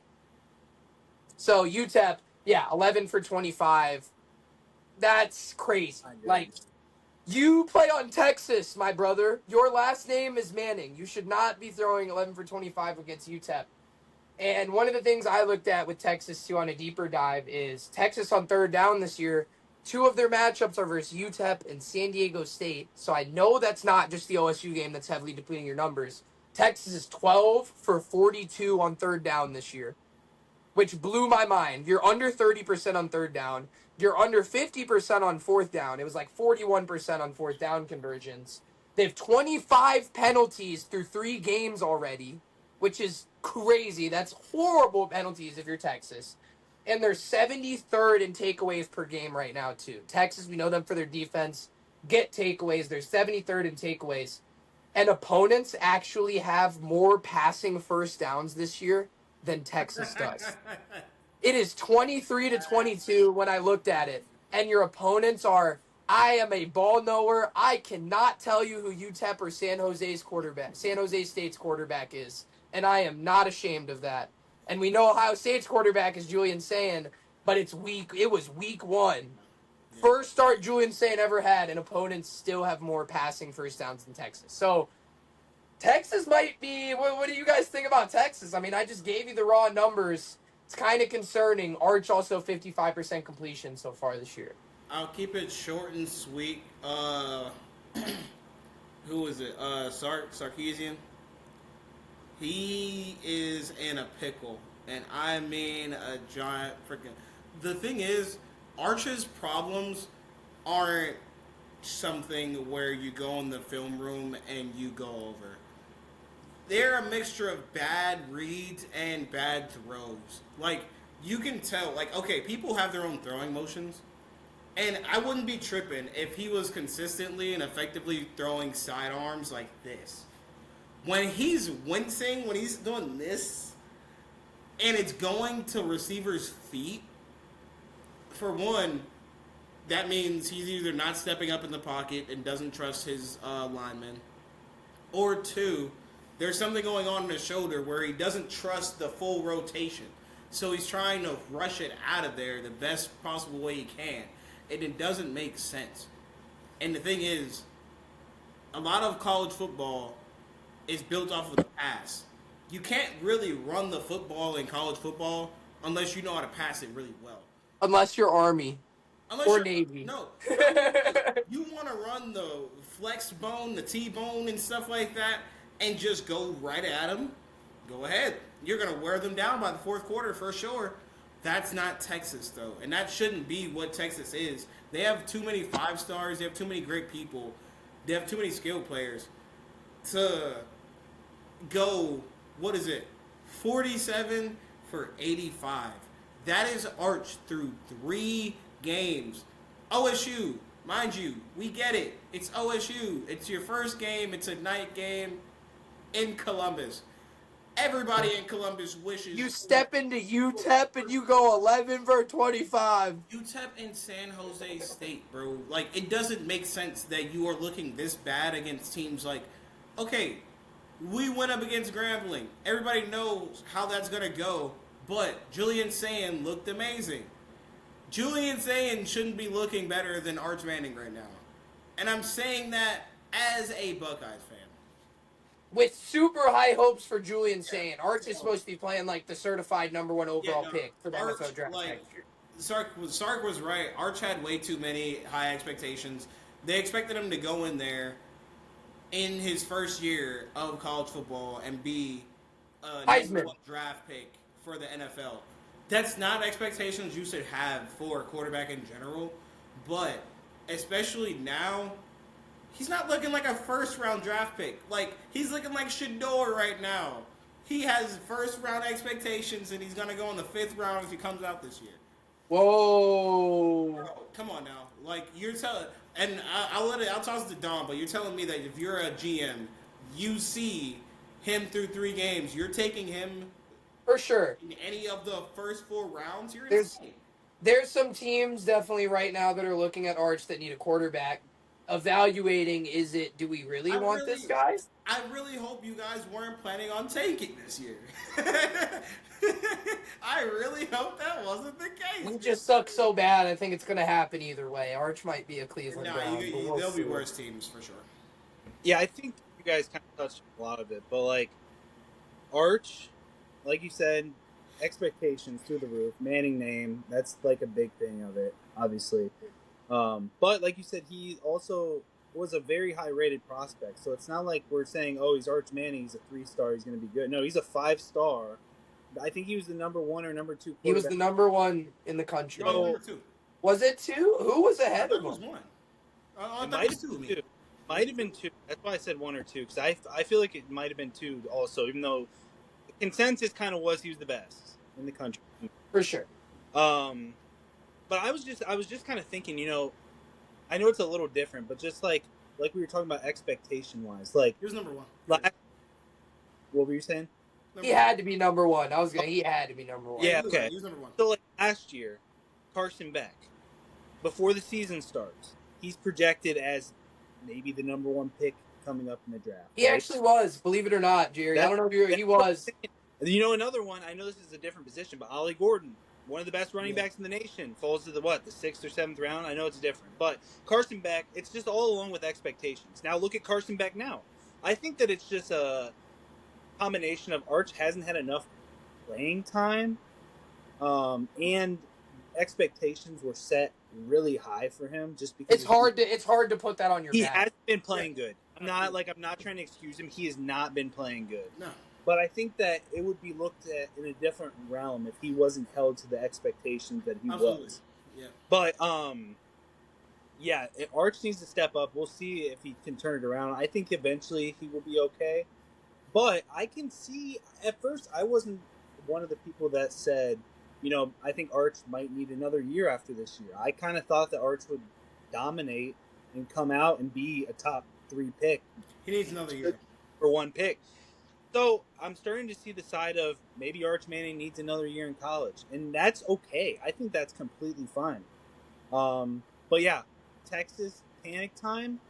Maybe this year. I don't know. If they're going to be doing that this year, that wouldn't fight against the best teams. It won't. And when we say panic, by the way, I think Texas, no matter what, their team is so talented that they're making the college football playoff. Oh, for sure. So when we say panic, we just mean do we have to temper your? That's what when I say panic, I just mean temper expectations from these guys are contending for a national championship seriously, like as in one of the top 4 teams in the country. And I think you look at it right now. I think I'm going to take OSU over Texas. They proved that in week 1, and they've stayed dominant since then. I think you take Georgia, and I think you take... Even more, bro, Penn State. Who am I? Penn State, Oregon. You take Penn State over them. LSU. Penn State, Oregon, LSU. There's a lot of teams out there that I think are contending for a championship more than Texas if it started today. So, let's say this, right? And I only do this because I don't necessarily know if they're fully playoff bound, right? They have Florida, Oklahoma, Georgia, and Texas A&M still left on their schedule. I'm just kidding. I went for everybody except Texas A&M. Bro, Texas A&M ain't bad. I know Texas A&M is actually good, especially if Texas it's at A&M's Kyle ranked 10 Field. right now. They're Is it ranked 10. at Kyle Field as well? Is it Huh? at Kyle Field? If it's at Texas A&M, that's tough too. No. No. No, okay. So they got that matchup at home, but Texas normally No, kind of owns but Texas my A&M. thing is, right? You're in the SEC with a schedule like that. If you look Tough. the way you're looking right now throughout the season and you have 2 or more losses, you're not getting into the championship. You shouldn't get in the playoffs at least. I was gonna say, I think they're losing. If those games happen right now and they're playing the way they play, I think they're losing at least 2 of those. I Like, would take Gunnar Stockton over Arch Manning right now. I take Gunnar Stockton. whoa! He looks good. I I don't would. know. I Gunnar would. Stockton good. He looks good. He's looking great. I agree. Dang. He was in a shootout last game, I think, or was that 2 games ago? But And yeah, also, no. this is a quick thing. I disrespected UTEP's quarterback. Malachi Nelson is UTEP's quarterback. I don't know if you guys know who that is, but he was like a 5-star, and he went to USC, and then he didn't get playing time there, so he transferred. So I said I'd never heard of UTEP's quarterback. I definitely heard of UTEP's quarterback. So I'm going to give quick little bit of respect to Malachi Nelson We'll see because what it's he kind of hard does. to be a 5-star quarterback. We'll see what he does this year and then next year when he goes to a much better Power 4 school. Yeah, he was out of Power 5, Power 4 before, and then he transferred Power because they 4 got a good now, quarterback. bud. They got okay. So last discussion here today, we're gonna try something different. We talked about only football, but we are called Deep in the Bleachers because we want to talk about all American sports here with regards to what we know. We're not the biggest hockey guys, National so we sports. probably won't bring hockey. But when NBA gets more in tune, when baseball gets more in tune, we're gonna talk more about those. But right now, we're going to talk about International UFC. soccer gets into play. Okay, we're all. This is not Whoa, American. whoa. Okay, Well, we can venture out too. Don't be so We'll close see. We'll minded. see. We'll see. We'll see. But I think one thing that I confidently love, so I hope listeners love it at home too, I have a strong love for UFC.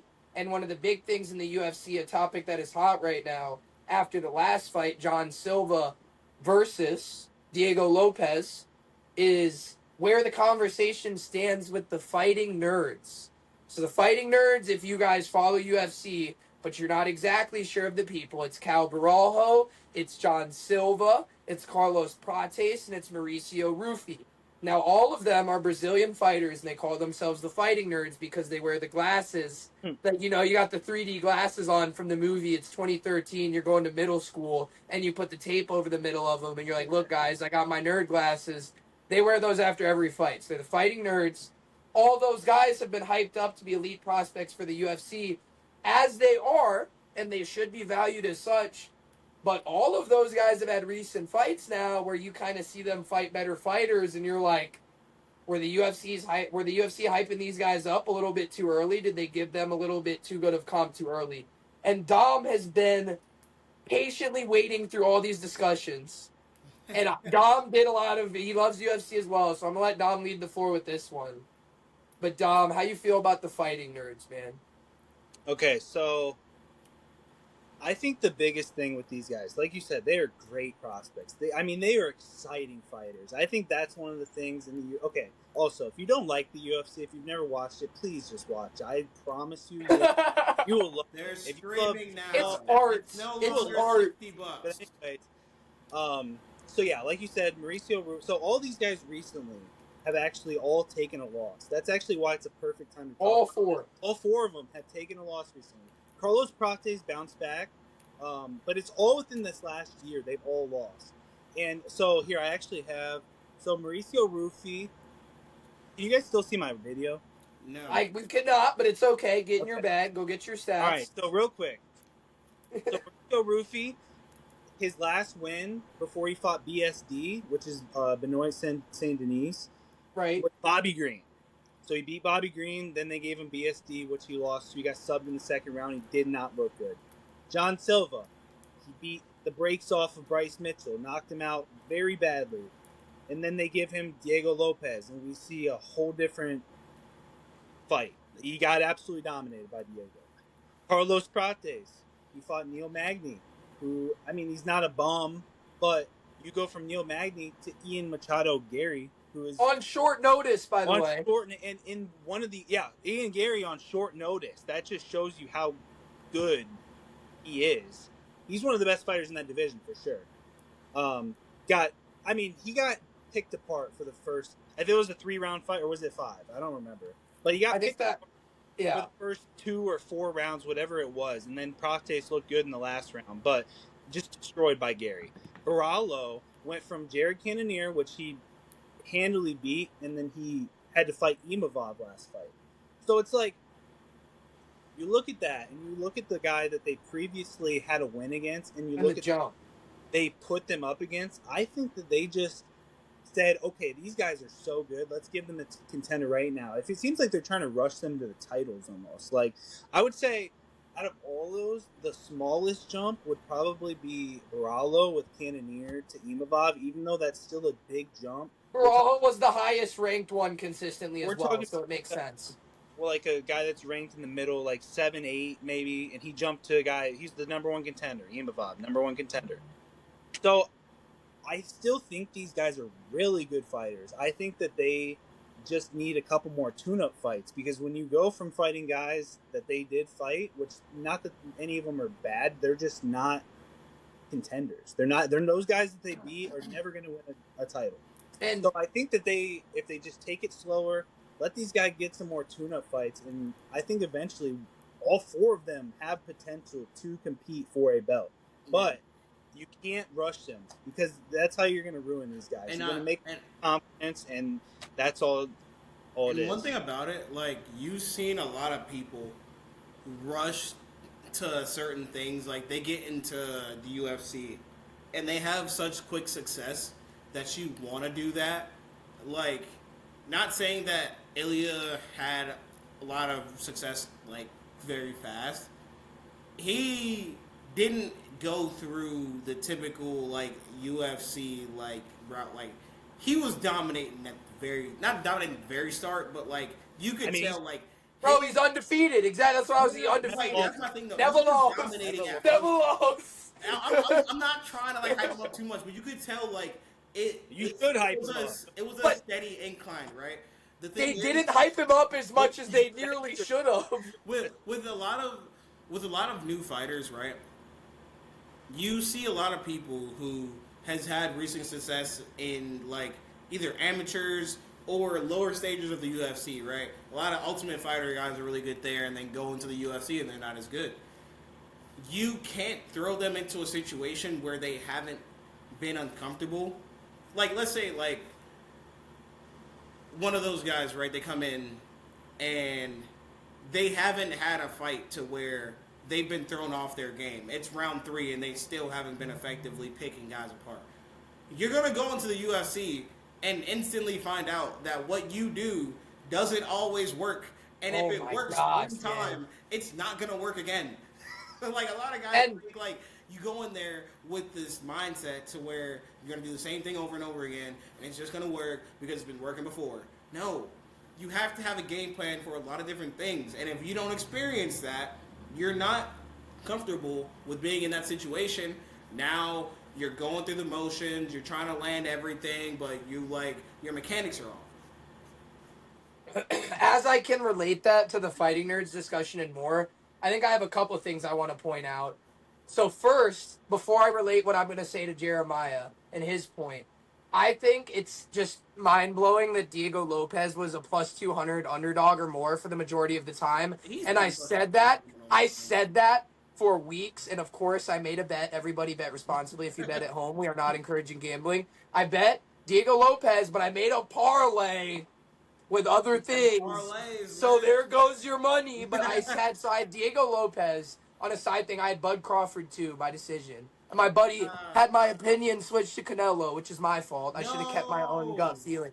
I know. I was about to do Diego Lopez and Bud Crawford by decision together. It was just the 2 I wanted, which would have been amazing. Beside the point. So Diego Lopez, and we were talking about hyping up the Fighting Nerds. Diego Lopez looked amazing versus Volkanovski, even though he lost 4-1 on the scorecard. He was giving Volkanovski some work. So for him to come out and be plus 200... that was crazy to me. That, to me, showed you're kind of hyping up the Fighting Nerds a little bit too much. Like, Diego Lopez is at the point where he's still at the start of his progression. as to where he can be, but they've still given him a lot better fighters. Like, you fought Volkanovski already.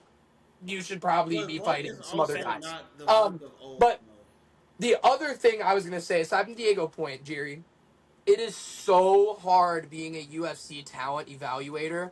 Like, the amount of success that guys have coming into a UFC fight, Yeah. and then even when they come into the UFC, they can look amazing, and then how quickly they could fall off. Like, the range of outcomes is And wild. it's Like, also just you could styles.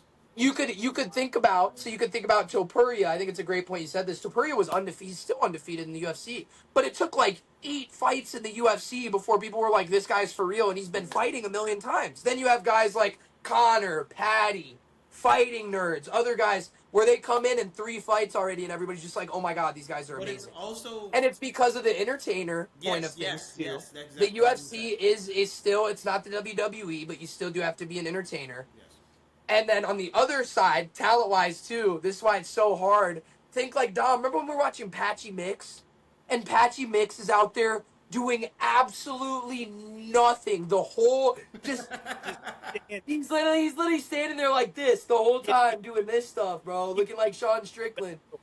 And they were hyping him up crazy. Or Tatsuro Taira recently, or who's that newest Asian guy they added? Is it Taira? It's yeah. Uh-huh. I think it might be Tatsuro Taira, but there's a guy who had this whole storyline of like, oh my god, he's one of the best strikers I've ever seen, and then he's just not. And he's not. No, I'm thinking about Asakura, Kai Asakura. Taira's been better. I'm thinking about Asakura. I'm thinking about Asakura. Okay. So yeah, Asakura was like super hyped up. Also, and then you even have like MVP Michael Venom Page was like actually nice. Like it's so hard to evaluate guys when they come into the UFC. And I think that's like the biggest overall thing. like there's so many different styles and so many different like effective ways to do things. Like you're never going to you don't want to match up someone who's great at grappling and great at wrestling. You don't want to match him up against a boxer or a kickboxer because clearly it's not going to be a good fight. But that happens in a lot of amateur fights, and that happens in a lot of like preliminary fights where you get into certain instances and you're only fighting a certain thing. Like a lot more people know how to fight standing up than they do grappling. A lot more people know how to throw an effective right hook than it is to set up a triangle, right? So when you have these wrestlers and you have these guys who are great at submissions, fighting people who don't know as much on the ground and don't spend any time training on the ground, it's going to be easy to rack up wins, and it's going to be easy to fool the evaluators and think like, hey, this guy's really good. He's not. It's just And that's kind of what happened with Rufy. Rufy got subbed by Benoit Saint Denis, and everybody thought Rufy was just gonna come out and just mink him up, give him nice hands, give him nice spinning kicks, and he just got subbed. It's all about the style. I was gonna say, it is the thing is it's mixed martial arts. So yeah, if you're stepping in that octagon, like okay, I was just thinking about the Kamzat fight when you were talking about that. Yeah. He literally held DDP on the ground like he's his little brother and just held it 5 minutes, and it was easy. Anything. He made it look so easy. And so it's like so demoralizing. Oh, you know, Kamzat was chirping. You're fight, chirping. Like, get up, bro. You're exactly hearing that, and all of your energy is forced to try and get this man off of you while he's just talking stuff, while he's just laying there. Like I would crash out so hard if I was DDP and Kamzat's in your ear for 30 minutes. Be like, get up, brother. Let's smash, brother. Get up, brother. Let me see you smash. Let me see your wrestling. I was just going to say, so it's like, because it's MMA and you have to be, I mean, to be a champion, unless you're just overly dominant in something like Kamzat is overly dominant in wrestling, you have to be a pretty well-rounded fighter to win a championship, to win the belt. So, in terms the fighting nerds, I think a big thing for them too is none of them are great wrestlers. I think the best wrestler out of all of them is Cow. Okay, so think about Jean Silva just got absolutely mopped by Diego on the floor, on the ground. And Diego, he's a solid grappler. Diego was supposedly the most solid grappler prior to this fight. Potentially, it was him or Cow, probably. Prates and Rufy were practically all striking, but Cal and John See, could the mix only it thing up the about, well, the thing best. about Jean is he was stuffing. Like, I don't know how well he does on the ground, but stuffing takedowns. He stuffed Bryce Mitchell like 12 times. Right. Bryce. Looked super dominant on takedown So defense. I He think did. that once those guys get a little more well versed in just all the MMA, like that just comes with time. Like, even Yeah, if they don't for sure. turn into being like grapplers or wrestlers, you learn how to stuff those takedowns. And you learn how to adapt to what's going on in your fight. That's a good And point. those You only get guys, exposed to so much. smart guys, I think they'll figure it out. I don't think they're overrated at all. I think they just gave them too good of opponents too fast. And that happens. Like they just jumped him. They just Like I jumped was him thinking about from Bo Nickel too, bro. Bo Nickel. man. Like he was a big prospect, huge. People thought he was going to walk right to the title, and then he fights RDR, and RDR makes him Yeah. look like a joke. RDR is crazy, by the way. He is. Different is RDR is nasty. I know we're kind of going off pace from that, but I was just thinking, like, there's like Yeah. so many. The spectrum for where guys come in and where they land is just huge. It's so hard to evaluate in the UFC. Like, you could see a guy that stuffs takedowns all the time, and then you give him a grappler, and then the next guy works him. Or like I said, maybe he looks amazing at first, but you don't know if he's top tier yet, and then it takes a while for you to figure out, like Topuria. Or a guy comes in and you hype the heck out of him, and he just turns out to not be that great. Like, the Patchy Mix thing was crazy, dude. We bet on Patchy Mix that day. He was a minus. He was a favorite. Everybody's amping this guy up, and he literally walks out there for 3 rounds like this. Standing there, Just walking him Yep. down Like, bro, like this. this is where like there's just levels in the UFC too. Like, Yeah. I know O'Malley literally trained for 8 months straight on how to stuff a takedown, and he still And couldn't do it. Robbie could not Still- do it. No, Sean O'Malley's just like, bro. Way better than the first one. He was getting like you could tell like he worked on different techniques. Didn't matter. There's just And- levels to And the I'll UFC. say this, I'll ask this while we're on it, right? While we're on the topic. UFC is something that will, like, for the meantime, never go away, right? We're going to have events every single week. It's amazing. That's one of the things why Great. people who love the UFC are hyping it up because it is so prominent and so effective. With 320 coming up, right? We know Pereira's in there, right? We're gonna put that on the back burner. Yuri and Khalil Roundtree. Both of them very, very, very good at what they do. Both of them very, very, very, like, they've had bad losses. And I mean really bad losses. Who comes out on top of that one? Bro, give me Yuri Prochaska, I think, right Really? away. Like, they're both kind of the same fighter, though. I think it's just kind of like who's going to go to sleep. I think one of those guys is Yeah, going for to sleep. sure. Yeah. That is not going to decision. One of those dudes is going to sleep. Yuri, I've seen fight more wars than Khalil Roundtree, and they're both the same style of fighter. That's just my opinion. I think the guy who, if they fight the same way, Yuri's fought more wars. Okay. Hopefully, everybody enjoyed listening to Deep in the Bleachers. We came at you with some NFL, college football, UFC in the future. As I said during the middle of the episode, expect to see some NBA, expect to see some MLB in the future as well. Maybe some college hoops as they come along. And yeah, that was me, Gabriel Payne. We got Jeremiah Kroom. We got Dominic Gasper. We're just some dudes who love to talk sports.